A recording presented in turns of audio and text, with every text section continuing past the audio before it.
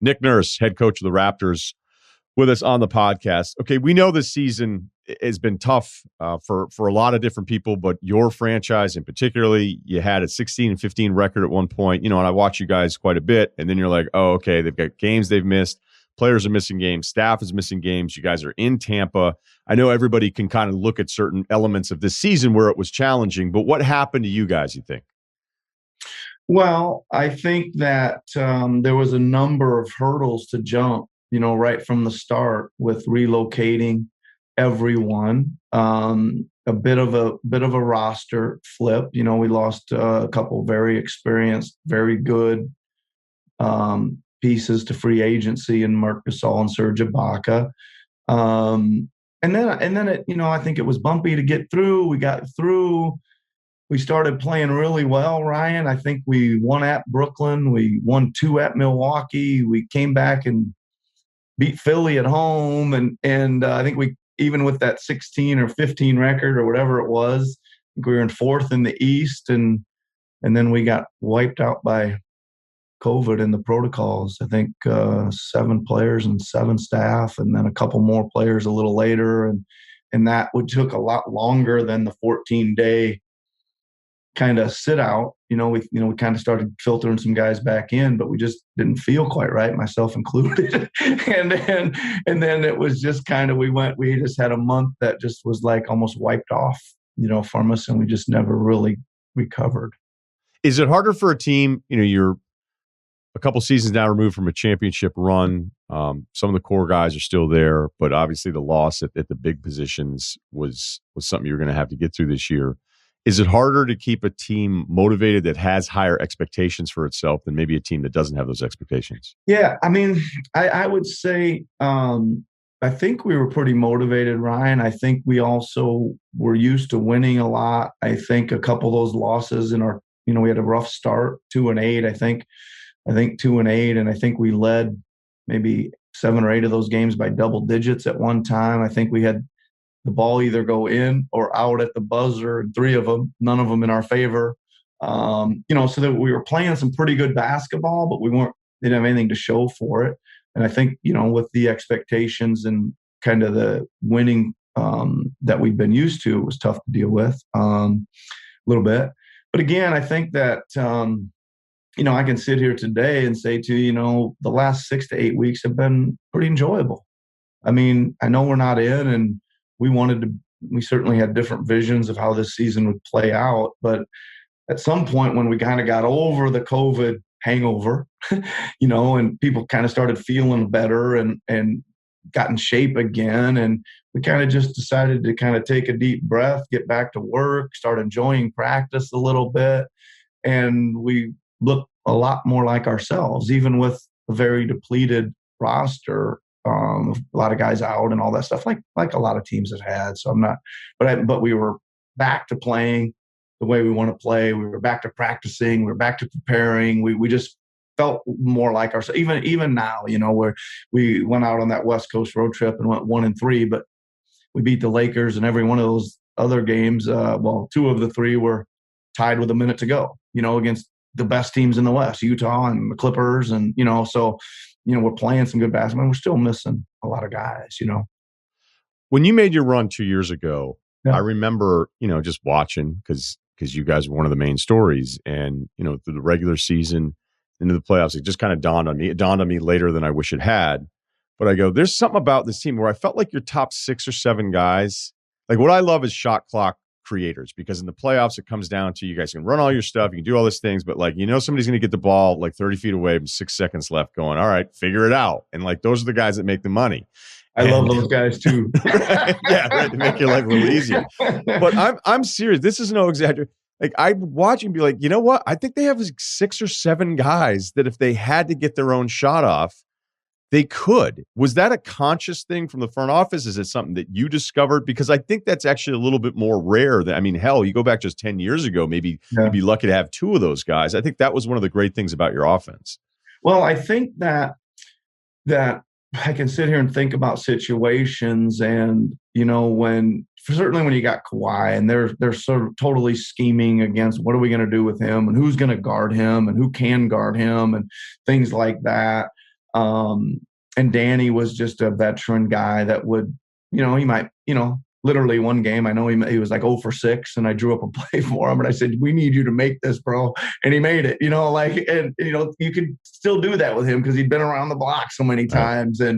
And then again, though, to answer your question, it got to the point where it wasn't so much that, let's say, we had to go to Kawhi, but we didn't want to. We wanted to move Draymond out of the equation or something. So it'd be Fred and Pascal. Everybody think, they're going to come down and go Kyle and Kawhi, pick and roll or whatever. And we'd flip it to Pascal and Fred. And those guys were playing so good that we could get, buy 3 or 4 buckets before we'd have to go back to, to Kyle and Kawhi. Cause like you said, it's like you need long stretches of that kind of stuff in the deep in the playoffs.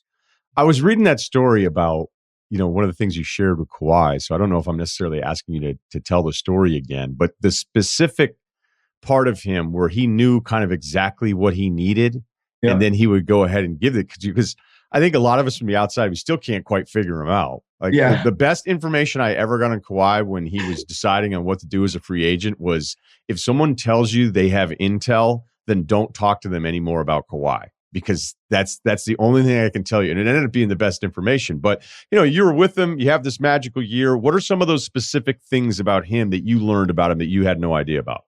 Well, that was the fun, interesting part about it. It wasn't like we sat down and had this discussion, like prior to the game. He's like, "Listen, coach, I'm going to let you know in the fourth quarter, when I'm exactly ready to go back in."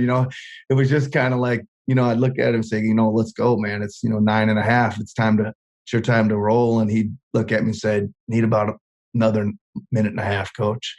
And I'd be like, "Jesus Christ, I still hope we're in the game here." Another minute and a half. And then he'd go out there and he might even wait he'd go up at a minute and a half and the ball wouldn't go dead. And now we'd be down to 6.5. And man, would that 6.5 be amazing. I mean, it'd be like every stop, a key steal, an offensive rebound, a 3, a bucket, just like he knew exactly how hard he wanted to play at that moment and how much was in the tank to be able to do that. And he just would gauge that every now and then and very, what was going on.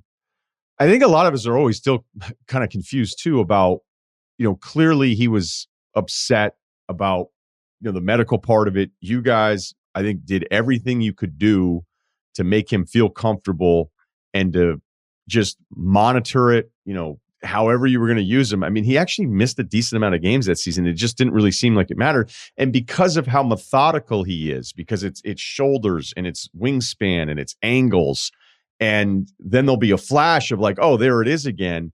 Did you understand kind of week to week with him, game to game, of where he was physically? Like, how did you figure that out? Because I think some of us, I know I am at times, or somebody who say, "Oh, he's still going to miss games because it's never going to go away. You're never quite sure." And then you'll have these moments with him where he looks like he's the best player in the league again. Yeah, I think that goes back to your other question. I think in February, he was cruising to getting 31, 33. And I was sitting there watching him going, he's not even giving a full effort here. Right. I mean, I was sitting, you sit there and watch. He was just kind of getting what he needed to get. There was a lot of times too. He'd be just rolling, and I might whisper to him and say, "Hey man, go, you might go for 45 tonight." And he goes, "Nah, I'm good," and like 33, and he'd check him, he was never like going to do that stuff. And I was kind of be like, man, this guy's interesting. And I thought that he had a playoff year, but I hadn't been with them, right? I was just thinking that there's got to be a gear, and man, was there ever? Oof, was there ever? Yeah, I still think his hard dribble to like one of the elbows pull up, you're not going to get close to him because of the wingspan and his size and his strength. Yeah, and it's the shoulders, man. He just gets him into you and he settles. A little part of one of his shoulders on you, and he's created the space, and like he doesn't even feel it. I don't feel anybody. So this year, one of the other big things was, hey, what's the future? Kyle Lowry. Yeah. There was a lot going on, and then he stays. We know he's a free agent. You made the Trent deal because Powell was up. You've invested in Van Vliet.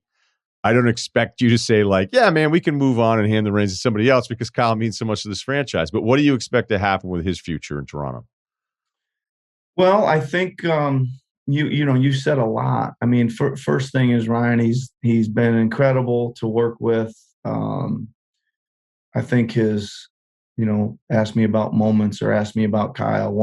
I've never seen anybody play harder. Like there's some flurries in games where he can 4 minutes where he can make a three, steal the ball, take a charge, drive in, knock three people over, lay it in, steal it again. I mean, just like it's like, how does he like do this in a flurry? And I just have never seen anybody play harder, really, up close or in the stands or anywhere that I've been. So that's like the ultimate compliment I could give him.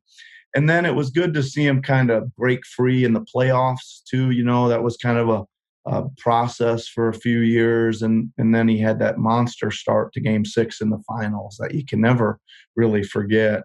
To me, he's still he's still the same guy. I mean, another year or two's ticked by. He still puts his body on the line. He still guards hard. He still scores. His numbers are good. His shooting percentages are good, and he's a tremendous talent. And I hope we keep him. I mean, I think he's part of our core. Him, Fred, Kyle, Fred, OG, Pascal are kind of our core guys, and we've got a couple other guys growing kind of on the wings. With Boucher and we brought in Trent, and Kem Birch is now kind of surfaced up to be a nice big that we just brought in here late. And there's some. I've always liked Kem Birch. I got to tell you, I don't know why I'm hanging on to that Kem Birch. I just always liked him as a rotation big because I think he cares. I think he's tough. I think he makes you feel him, and however many minutes you're supposed to get out of that guy. So I always kind of like what you guys do with the roster. I'm always like, hey, that guy can play a little. Yeah. I mean, every time you bring in somebody, I'm like, you know what? Those were guys outside of your rotation where when they got rotation minutes if somebody else was missing, it didn't feel like there was as much drop off where there's other teams where you can just tell at like 9, 10, maybe those guys wouldn't even be in an NBA game. Yeah, we've had to, we got a little practice with that. Like you mentioned before with Kawhi that year, he missed 22 games that year and we went 17-5. It was like, that's pretty good. That's pretty good. And I think that. No, it's nuts. No, that little history or whatever those games gave our guys confidence going into the next season when he left. I think that everybody thought we're going to have a huge drop off. Well, they didn't really watch us play much the year before without him, and I think it just kind of kept on rolling. And that's just guys that were dying for some opportunity. Guys that were working hard every day, waiting for it, and here it was. Here it is for Pascal to take a step, or OG to kind of come back in the fold, or Freddie to take a few more opportunities. So I don't know. You got to be ready these days because you got to be able to kind of roll out 12, 14 guys in a regular season now, right? Your story's incredible. I mean, I could do 30 for 30 just on that because of all the travels. You're from Iowa. I've stated numerous times in this podcast. I think we start at Iowa. The people of Iowa are ranked number 1, and then we just work our way down the next 49 states. I'm not saying that because you're on the pod. I have connections to the state, and you just meet somebody and you're like, "Where's that guy from?" And you're like, "He's from Iowa." And you're like, "Makes sense, makes sense." So Northern Iowa, you shoot the lights out. You end up all over the place. And then, you come back to Toronto, not come back, but you start in Toronto in 13 as an assistant. And I think to be nice, pro athletes aren't like you kind of start at 0 with them if you didn't play. Okay. And that's why I think the league, if you're lucky, you start at 0. So the buy-in is always a little tough. I would think because you were there with Dwayne Casey that there's obviously the relationship like, hey, he's this guy and you take over in 2018. But are there still moments where they don't know that you lit it up at Northern Iowa? Like where they look at you as Nick Nurse, career assistant, now the head coach, and you still never were out there because I just think NBA guys, maybe more so than any of the pro athletes, will tune you out immediately. And that's why I think so many former players, high profile guys, are getting jobs immediately with no coaching experience because there's still that relationship buy-in that you just can't have it if you don't have it. Yeah, I mean, first of all, I think you're right. The very first time I probably got up in front of the team, as an assistant to do my scout. They're not like that secretive about, you're here and who in the hell is this minor league guy? You can, they're not kind of keeping it. They want you to hear it type of thing. And so, yeah, I say this, I think that you're right. Like, they want to be coached, but they want to be coached really well. And if you're not going to coach them really well, you're not going to last very, they're going to give it to you and they're going to get off you pretty quick, I think. So, listen, I was a head coach for about 20 years and put my own game plans together at a lot of places, nothing like the NBA, but you go up there and you work your butt off to get prepared and you work your butt off to practice exactly how it's going to come out and your speed and all that stuff. You got to do a professional job. Goes from there. Listen, in 18, we were having a lot of success, as you know, and I was getting interviewed just by about every team that had a job open. So I thought, I have a really good chance of being a head coach next year. Toronto was the last place I thought it was going to be, but that's how it all ended up shaking out. And I had some good insider locker room knowledge. As an assistant, you spend a little more time with the guys at night at the gym shooting, and I think there was a lot of things I knew they really liked, and there was a couple things they thought we could improve on. And I kind of knew what those were. So it made it a pretty good transition for me. Listen, Kyle, we brought him up already. He didn't, he came and told me, like, okay, I know you as an assistant. I don't know you as a head coach. He wanted to see what I was going to be like and how different I was going to be and stuff like that. But I think he always knew we had a pretty strong relationship from a play calling and a game plan deal. And that's what he wanted. He wanted good game plans and he wanted a chance to be successful.